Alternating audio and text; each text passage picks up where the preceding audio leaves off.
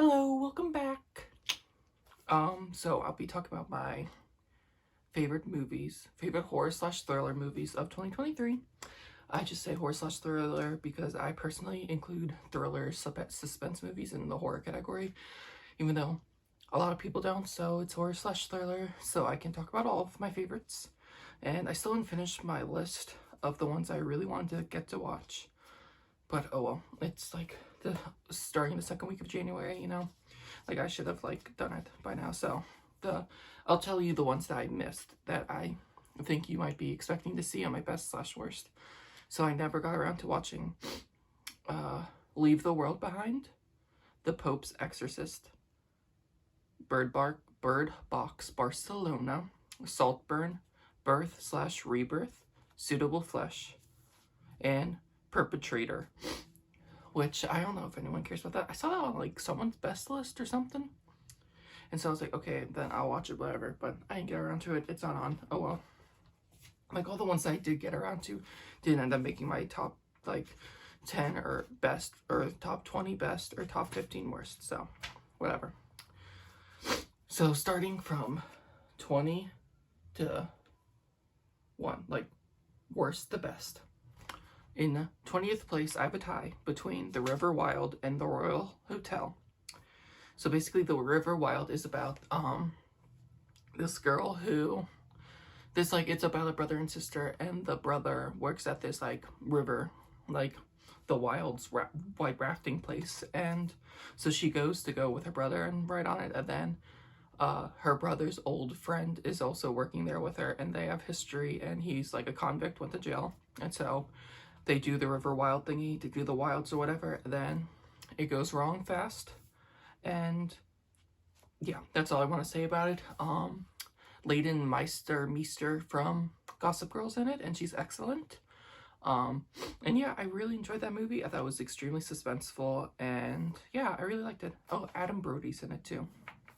And then The Royal Hotel, which is actually one that was on my list, so that's a lie, that I needed to watch. I watched this on New Year's Eve.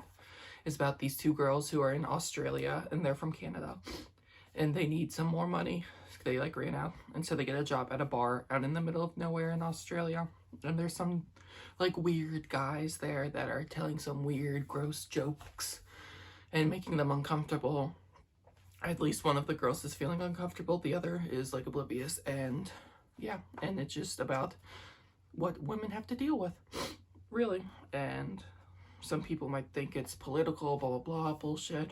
It's like, that's what women have to deal with every day. So shut the fuck up and watch it, because it is like, it's very scary, very unnerving.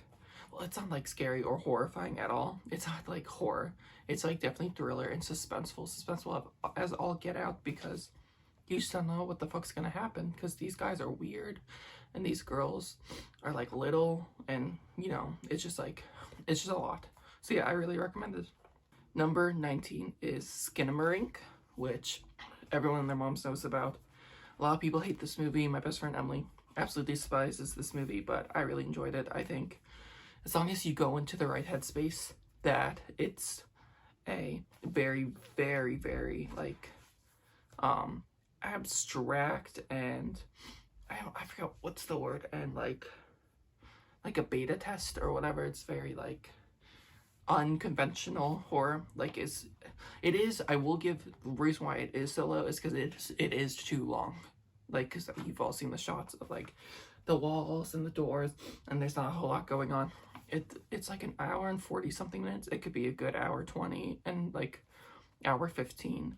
Like a lot of that could have been cut down, but as long as you know what you're getting into and set up the environment correctly, turn off all the lights, really turn off your phone, try to sink into it. It's really creepy. Like none of these movies I had trouble falling asleep to after, except for Skinamarink, because there's a lot of shadows and stuff, and you're like, is that something?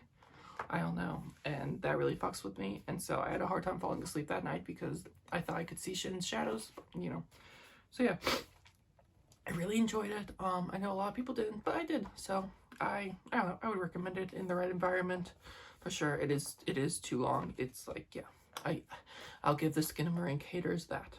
Number 18 is Unseen, which is really boils down to like girl friendships.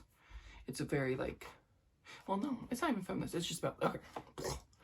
So basically, it's about this girl who gets kidnapped and then wakes up, and she just randomly, like, she wakes up and kind of escapes her captor, gets a phone, and she randomly calls this girl. Or, yeah, she randomly calls this girl or something. And the girl that answers works at a gas station, and the girl who was kidnapped has really bad eyesight and loses her glasses, so she can't see. So she needs the girl on the other phone to like guide her through the woods and try to help her find a way out and where she is and blah blah blah. And just them connecting and talking. It was really heartwarming, and I really liked it. I thought it was a fun time. Number 17 is Summoning Sylvia, which is about, it's like a gay bachelor party. So a bunch of the gays are getting together to celebrate their friend's bachelor party, obviously.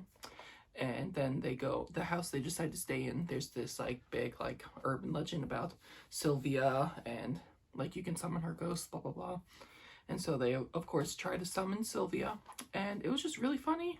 It was definitely gay, obviously, like I'm part of the community. And yeah, I don't know, I really enjoyed it. I thought it was really funny. It's not like serious. It's definitely like a comedy. It's a comedy then a horror. And yeah, I thought it was really fun. Fucking Frankie Grande's in it, randomly Ariana's brother. And yeah, I know, I thought it was a fun time. Number 16 is Alice Starling, which is starring Anna Kendrick. And it's about this girl who's in an abusive relationship, who this guy is like very controlling, watches and does like a fist on her at all times, whatever. And she gets invited to a going away, or like a little like girls' weekend with her two best friends. And so she decides to go and lies to her partner, and then it's just her dealing with the abuse that he had. And then there's another mystery of a girl that's gone missing around there. And yeah, this one is definitely on the line of not even being a thriller, suspense, or mystery. It's a little bit suspenseful and thrilling, but it's definitely mostly a drama. And it's like, it's scary in the real world sense of just like the control he has over her. But I wouldn't say it's like a horror. But I don't know, it got advertised as like a thriller mystery, so oh well, it's on this fucking list. Number 15 is Cobweb, which is about a little like awkward boy who doesn't have a whole lot of friends. He's struggling in school, gets bullied, blah blah blah. Then at home, his parents are fucking weirdos. It has like Homelander in it and Janice from Mean Girls in it as his parents, and they're really weird and like strict. And so in his room, he swears he can hear someone talking to him from the other side of his wall, and it's about that mystery that unravels. And yeah, I thought it was a fun time. It's very atmospheric. It's definitely Halloween-y. It takes place during Halloween. They have like a little pumpkin farm in their backyard. That's awesome. And yeah, I really enjoyed it. Really vibey. It's not very serious. It's like, it's definitely more of a goofy movie. Like, not like with the goofy, you know, but like it has goofy elements, but some of the imagery in this was really, really cool. There's like one scene that will be engraved in my mind for the rest of my life, but I can't say because it's spoilers, but it has to do with a knife and someone running. And so if you've seen it, you know what I mean. I would highly recommend it. You don't have to like watch it right now. Like if you have time over next October or September and want to get into the fall spirit, then turn it on then. Okay. Then number 14 is The Blackening, which is about a group of black friends that are coming together to celebrate Juneteenth, the day, or the last day there was ever slaves. Because, yeah, I don't need to explain Juneteenth, like, yeah. But yeah, so the last day there was ever slaves, and so a group of black friends get together, and then, at like an Airbnb, and they find this like old racist board game, and decide to play it, and then panic ensues. And yeah, it was really funny. It was really fun. I really enjoyed it. And yeah, I mean, yeah, I don't know. Like, there's not a whole lot to say. It's like it's a very, very, very solid comedy horror. Number 13 is Missing, which stars the it girly, just won her Golden Globe today, or Emmy, whichever one, I don't give a fuck. Storm Reid, and it's basically, it's like one of the like unfriended all on the computer, and her mom and her mom's boyfriend go somewhere like not in the US, and they go missing. And so you follow Storm Reed as she tries to figure out where her mom is, all on her computer. And yeah, it's like the mystery has so many fucking turns and twists and ooh, and it's like a lot. It's really good though, and I mean, you might guess what's happening, but it's just there's a lot going on. They throw a lot of diversions. There's a lot of like it's very smartly written. And yeah, I really enjoyed it. Number 12 is Megan. So this one came out a year ago now, and I think everyone and their mom knows what Megan is. It's basically this little girl who gets a big, like a life-size girl robot as to have as her friend and toy and blah blah blah. And then it starts killing bitches. And yeah, it was goofy, it was funny, it was fun. I wish it was a little more bloody, but you know, I don't know. That's not like I don't need that. So, but yeah, I don't know. It's just like I don't understand the people that like hate Megan. It's just fun and goofy. Like, it's not child's play. Like it's its own thing. And yeah, I don't know. I thought it was fun. It did remind me of the Child's Play remake with Aubrey Plaza, which is highly underrated. And yeah, I don't know. I thought it was fun. I liked it. Can't wait for Megan 2.0. And number 11 is Thanksgiving.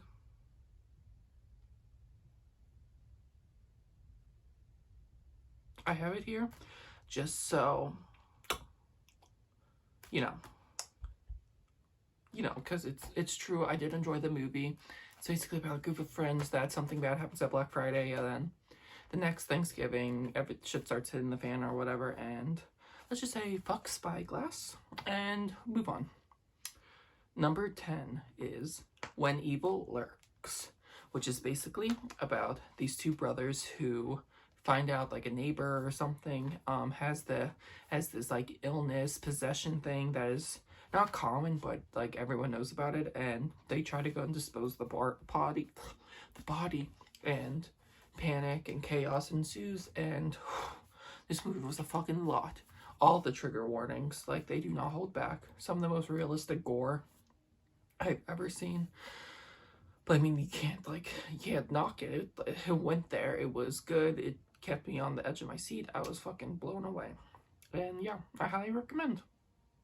Number 9 is Influencer, which is about an influencer who's vacationing somewhere abroad. I forget where. It's like beachy. And she meets up with this girl who kind of changes the course and trajectory of her boring, stagnant influencer life. And yeah, that's all I want to say. This movie threw me for it. I highly, highly enjoyed it. And I know some people weren't like raving over it, but I don't know how. I was fucking hooked. I ate it up. It was so good. Okay. Number 8 is Evil Dead Rise, which is about a sister reuniting with her sister and her family after she gets some news. And then, of course, Evil Dead, what are they called? Whatever. Like, they get possessed and shit. There's a book, whatever. You know what Evil Dead is. And yeah, I really enjoyed this edition. I think I prefer the 2013 one still, but yeah, I really liked it. Number 7 is Swallowed, which is basically about this gay boy who's about to go to like California to join the porn industry, and his straight friend, they go, like, it's his like one of his last nights, so they go out to dance a party, and then the straight friend is like, oh hey, let's swallow these drugs, or not, like, let's traffic drugs over the border real quick to make you some extra cash for you to take to California with you. And so they do it, and then shit hits the fan, and that's all I will say. Yeah, I don't want to give away too much, but Jenna Malone is in it, icon queen, and it was a wild ride, and I really, really enjoyed it. I thought it was a lot of fun. Okay, number 6 is The Angry Black Girl and Her Monster, which is another Frankenstein retelling, but this one I think is probably the most original that we've seen in a while. We have that new one from Robin Williams' daughter coming up soon, which I'll probably go see, but I don't really care. So this one is about a girl who thinks death is just like a symptom of life, and there's a way to beat it. And so her brother passes away, and she decides, I can bring him back. And so, bitch, she does. And she's Little Miss Frankenstein, Little Miss Dr. Frankenstein. And then, obviously, she has to deal with the monster that she made. And is life, or is death, just a symptom, blah, blah, blah. Yeah, I really liked it. If you're, like, against political stuff, which this isn't political, but you know, it's a story that has angry black girl in the title. So if you get offended by that, then one, fuck off, don't watch these videos. You're not welcomed here. And then yeah, and you can shove this up your ass. Number 5 is The Passengers. And this one is about these two little, like, they work at like a little burger joint, and then one of them cracks and he decides to take the other on a little road trip of self-discovery and about past trauma and past guilt. And yeah, that's all I want to say. It has Kyle Gallner, the horror, or the Scream King. I think at this point he's the Scream King. And Johnny Berchtold, who like, he's big in the horror like sphere, which I found out after, but I actually first saw him in The Wild season 1. It's like the last episode, it's Nora's little boyfriend that she has, and yeah, highly recommend The Wild season 1. Season 2 was trash, but season 1 was great. And yeah, I really enjoyed The Passengers. It's very, very dark and very twisted and disturbing, but I ate it up. Number 4 is Saw X, which is in between Saw 1 and 2, I want to say. And John Kramer goes to try to get a unethical, unlike restricted or whatever, like doctor shit, surgery in Mexico to remove his tumor. And then them bitches lied to him, so he decides to get his revenge on them. And this one is different than all the rest because you're in the POV of John, the Jigsaw killer, whatever. And yeah, it was so fucking good. It was like surprisingly good. The traps were amazing. John Kramer and Amanda, always great to see them. I still can't believe they fucking killed him in the third one. That was idiotic. One of the stupidest decisions a horror franchise has ever made. And they never recovered after that, I don't think. And yeah, it was a lot of fun. It was really good. And yeah, highly recommend. Obviously, it's a Saw movie, you know what you're getting. It's a little bit torture porny, but you know. Number 3 is Scream 6, which obviously, same with Thanksgiving. This one's produced by Spyglass, which is a big fuck you to Spyglass. I hope they go bankrupt or whatever. And yeah, so justice for Melissa Barrera. Love you, girly. And this one follows the Carpenter sisters as they head to New York to try to rebuild their lives. Then, of course, Ghostface comes back. And yeah, I thought this was a huge improvement over 5. The more that I reflect and watch 5, the less I like it because it's just a little messy. I think that's the biggest problem with the 2 new movies is the writers, which are like, if they have a 7, which I'm not going to be watching it, are the only ones that like set to return are the writers, and they're not good. They really aren't. Like, they have their moments, but like they're not good. They're the biggest issue with 5 and 6 is the writing, 100%. And it really shows in 5. Like, I can go into it in 5, but 6, I thought it was a little bit better. I thought Melissa Barrera fucking turned out her performance. She did so good as Sam. And yeah, then of course Jenna Ortega's great. Mason Gooding's my husband. I'm a Mindy lover. I don't care if you hate her. I love her. Mindy's my girl. Love Jasmine Savoy Brown. And then yeah, the biggest problem with this movie is the killer reveal. That is by far one of the worst and most predictable. Almost ruins the movie for me a little bit, but it doesn't, because I don't need the killer reveal. You only get it once, you know? But yeah, I was very disappointed by the killer reveal. Number 2 is Sick. Written by Kevin Williamson. Is about 2 girls who go to quarantine in one of the girls' dad's big ass fucking cabin lodge thing to quarantine from COVID, and then they get a little surprise. And yeah, a lot of people don't like this movie because it has to deal with COVID, and I don't know, somehow COVID got turned political, like everything, but I don't know, I fucking love this movie. I ate it up. I love the two main girls, Mary, and I know the actress's name is Gideon, but I forgot what her character's name is in the movie. But they loved them. They were fighters. They fought back. They went for it. Ate it up. Dylan Sprayberry from Teen Wolf's in it. Love seeing him in anything. And I didn't include the Teen Wolf movie in this. Some people did in like horror category. I don't think it's horror. And that movie was fucking trash. That'd be like #1 worst movie of the year, probably. I absolutely detested it. But besides the point, and yeah, I absolutely love this movie. It was like a big chase scene throughout the whole thing, and I really don't understand people that don't like it. I can understand if like COVID, it's like a little too soon for you, and like I get it, but like I absolutely fucking adored this movie. I love it so much. It's #2. It was almost #1, obviously. #1 is Talk to Me. Hello. So basically, Talk to Me is about this girlie who lost her mom, so she's like struggling a lot. And so she decides to say, take the hand and go, talk to me. And yeah, and it's about her journey getting possessed by ghosties. And it was one of the only movies where I literally like jumped out of my seat in the theater because some of the scenes were so shocking and like, holy fuck me, like kind of like When Evil Lurks. But I think I just resonated more with the Talk to Me story about like grief, depression, whatever. And yeah, the performances were fantastic. It was a quick little movie, which I appreciate. These like almost 3-hour movies are fucking getting to me. Like I can't do it anymore.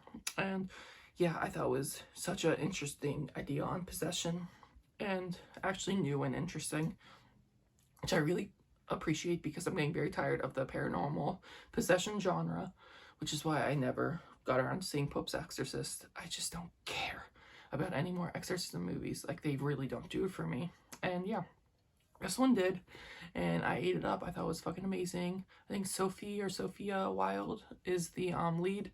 Fucking ate it out. She was so good. And yeah, I highly recommend. You've probably already seen it, and if you didn't, then see it. It's really, really good. I absolutely loved it. And that is my top 20 favorite movies, favorite horror/thriller movies of 2023.